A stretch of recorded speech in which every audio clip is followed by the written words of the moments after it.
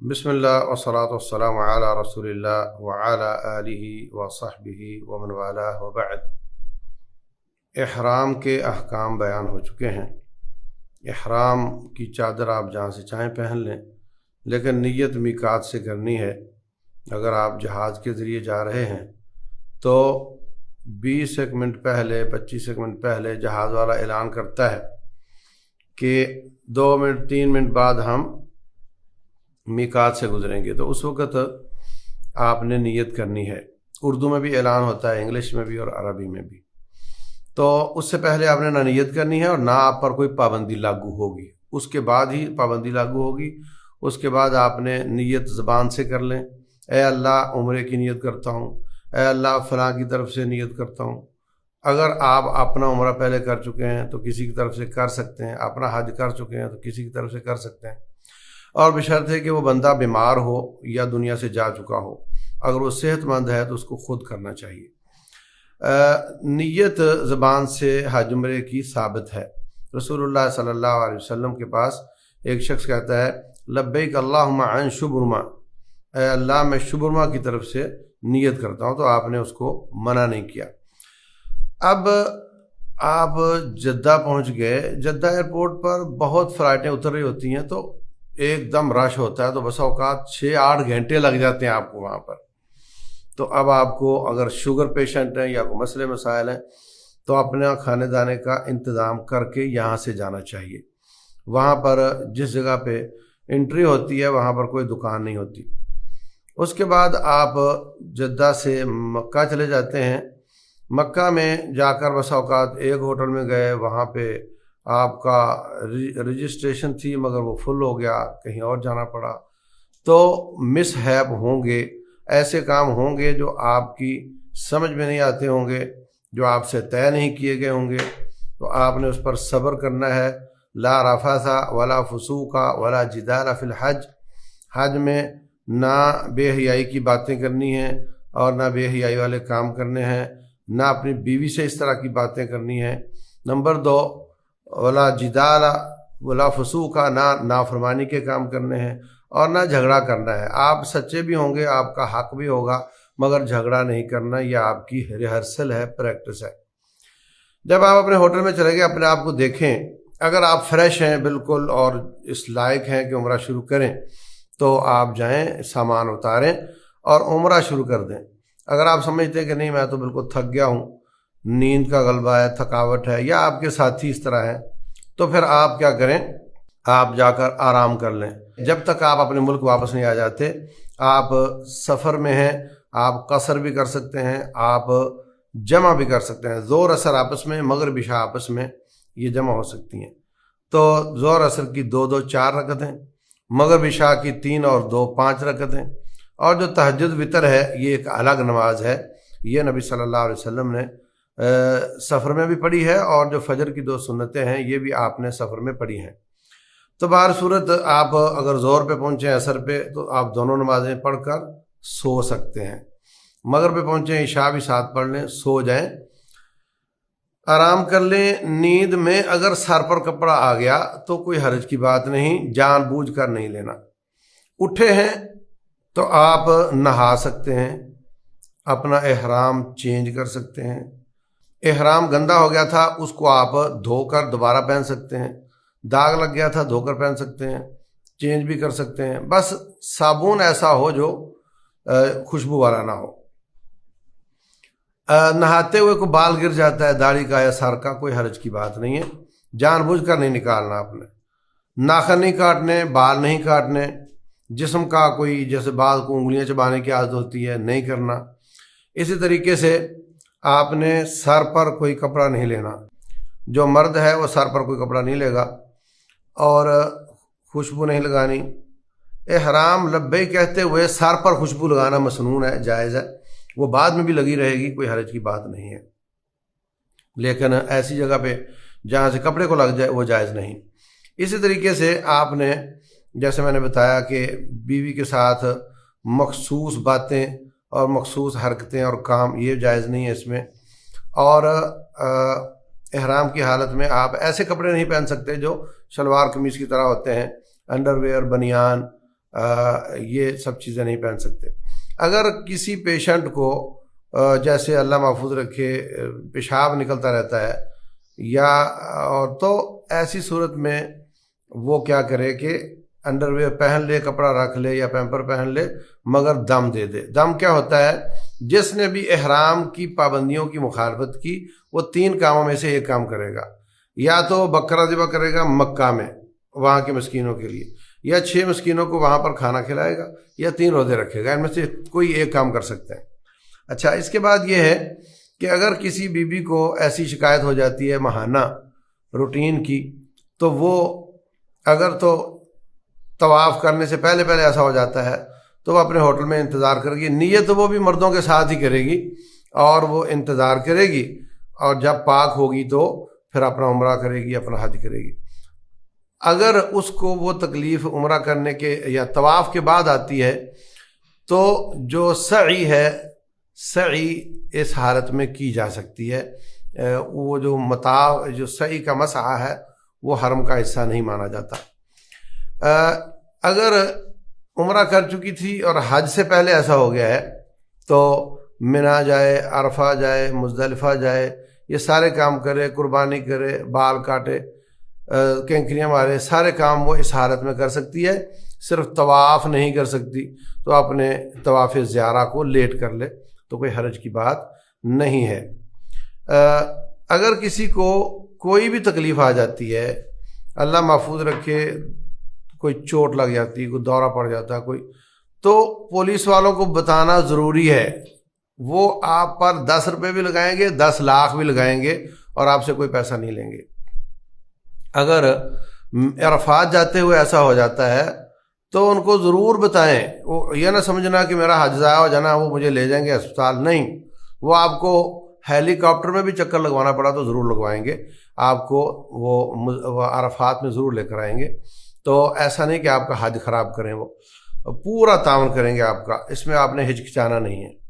تو اب آپ نہا لیے اور سو لیے اور فریش ہو گئے، مکہ حرم میں آ گئے۔ حرم پاک میں داخلے کی دعا وہی ہے جو کسی بھی مسجد میں جانے کی دعائیں ہیں۔ اگر آپ سارے سفر میں اپنے ساتھ ایک تھیلا رکھیں جس میں 1.5 لیٹر والی بوتل ہو اور آپ کی جوتی کا لفافہ ہو تو یہ آپ کے لیے بہت فائدہ مند ہوگا۔ آپ کو سامنے واش روم نظر آ رہے ہوتے ہیں مگر وہاں جانا 1 گھنٹے کا کام ہے، 1 ایکڑ کا سفر 1 گھنٹے میں ہو جاتا ہے بس اوقات۔ تو اگر آپ کے پاس پانی ہے تو آپ کو پینے کے لیے بھی، وضو کرنے کے لیے بھی، اور ضروریات کے لیے بھی بہت مفید ہوگا۔ اور پانی بھرنے کی جگہ ہوتی ہیں تو وہاں سے آپ بھر لیں، پہلا ختم ہو گیا پھر بھر لیں۔ تو یہ اگر آپ اپنے ساتھ رکھیں تو اس کا آپ کو بہت فائدہ ہوگا۔ حرم پاک میں آپ داخل ہو گئے تو جب سے آپ نے نیت کی تھی اور جب تک حرم پاک میں داخل ہو گئے، آپ لبیک اللہم لبیک لبیک لا شریک لک لبیک ان الحمد والنعمت لک والملک لا شریک لک، یہ آپ پڑھتے جا رہے ہیں۔ تو جب آپ نے اگر تو وہاں نماز کا وقت ہے، نماز شروع کر دی، ٹھیک ہے۔ اگر آپ کو اپنے ساتھیوں کا انتظار ہے، 2 رکعتیں تحیۃ المسجد پڑھ کر بیٹھ جاؤ۔ لیکن جب آپ طواف شروع کر دو، آپ دیکھ رہے ہیں اسکرین پہ کہ یہ کعبۃ اللہ ہے اور یہ سامنے آپ کے حجر اسود ہے، اور حجر اسود سے الٹے ہاتھ والی سائڈ جو ہے یہ رکن یمانی ہے، اور سیدھے ہاتھ طرف جائیں تو آگے گولائی آ جاتی ہے، اور یہ جو چھوٹا سا گنبد سا بنا ہوا ہے پیتل کا، یہ مقام ابراہیم ہے۔ تو اب آپ نے جو پہلا طواف تھا، جو پہلا طواف ہوگا عمرے کا، اس میں آپ نے دایاں بازو ننگا کرنا ہے، نیچے سے اوپر دوسری طرف چادر ڈالنی ہے مردوں نے۔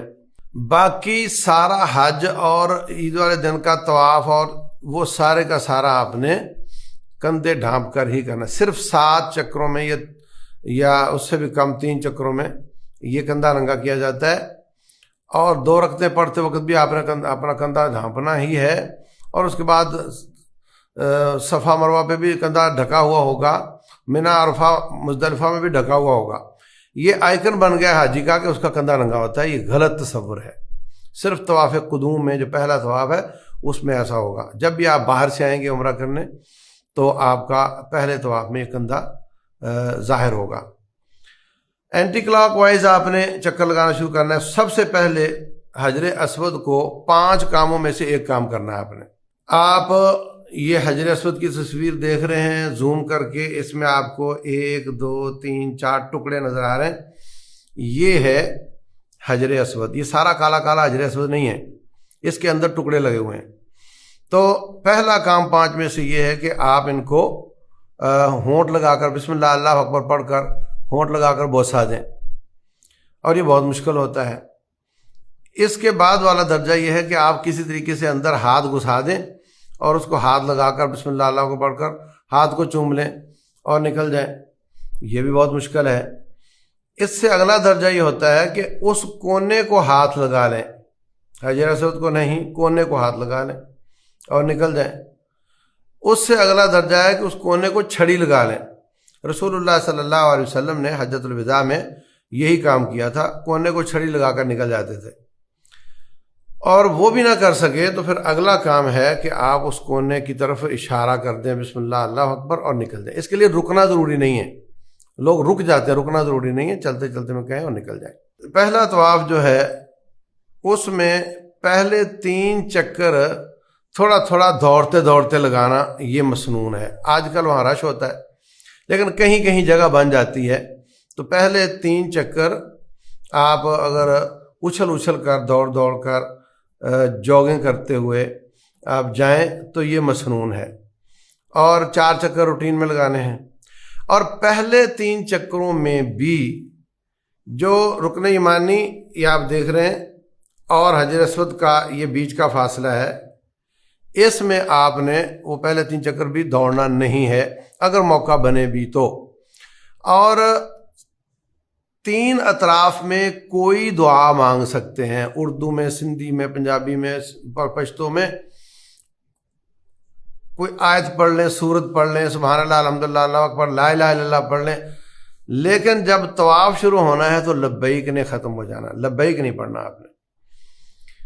اور جو یہ رکن یمانی سے لے کر حجر اسود تک کا فاصلہ ہے، اس میں ربنا آتنا فی الدنیا حسنہ وفی الآخرۃ حسنہ وقنا عذاب النار، یہ دعا پڑھنا مسنون ہے 7 چکروں میں۔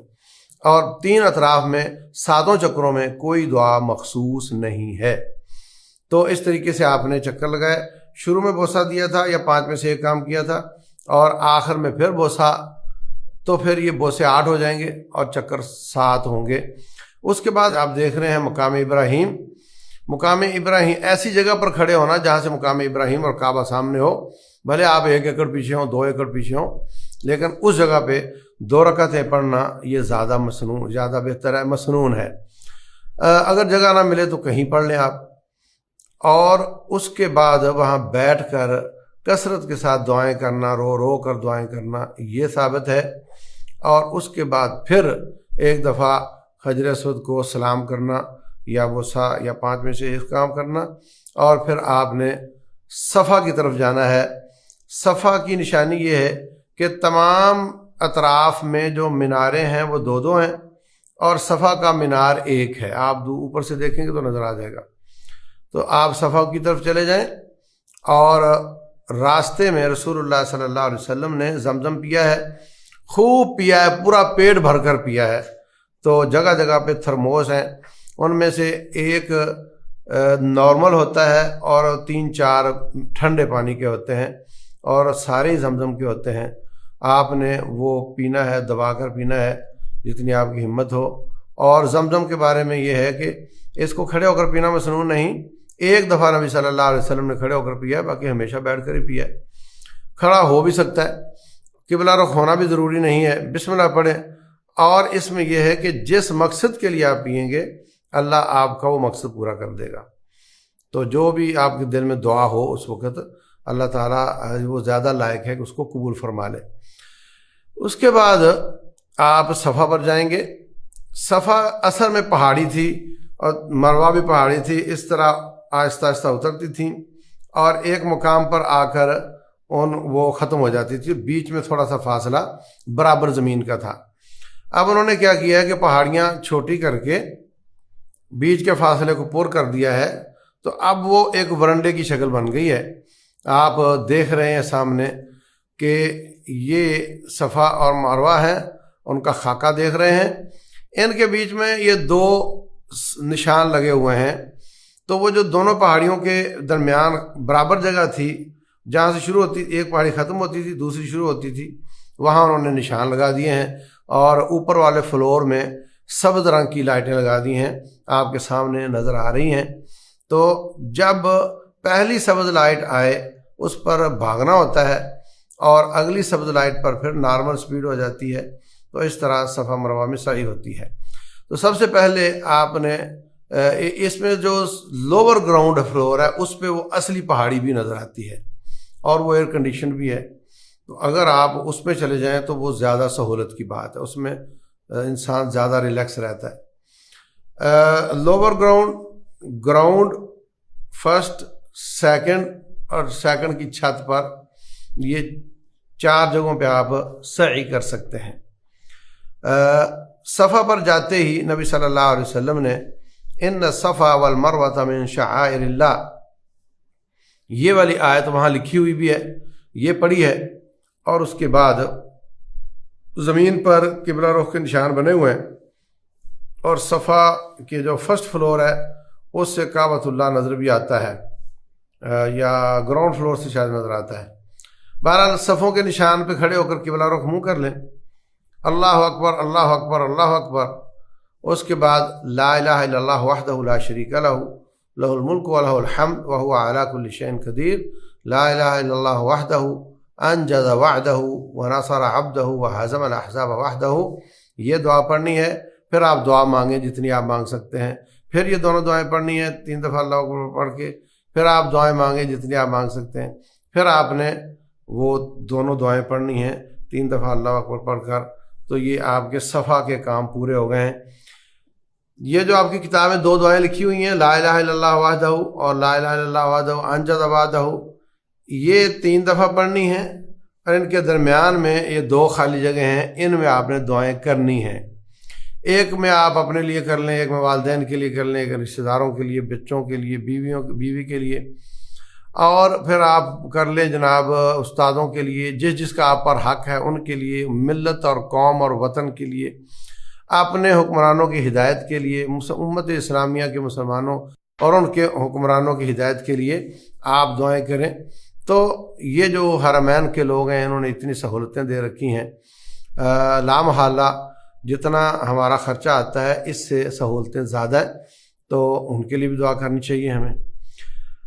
تو یہ آپ نے صفا کے کام کیے پورے، پھر آپ مروہ کی طرف چل پڑے۔ آپ دیکھ رہے ہیں اسکرین پر کہ یہ سبز لائٹ آ گئی ہے، یہاں سے بھاگنا شروع کرنا ہے۔ عورتوں کو گنجائش ہے کہ وہ نہ بھی بھاگیں، مرد بہرحال بھاگیں، دوڑ کر وہ گزاریں، اگلی سبز لائٹ تک دوڑیں۔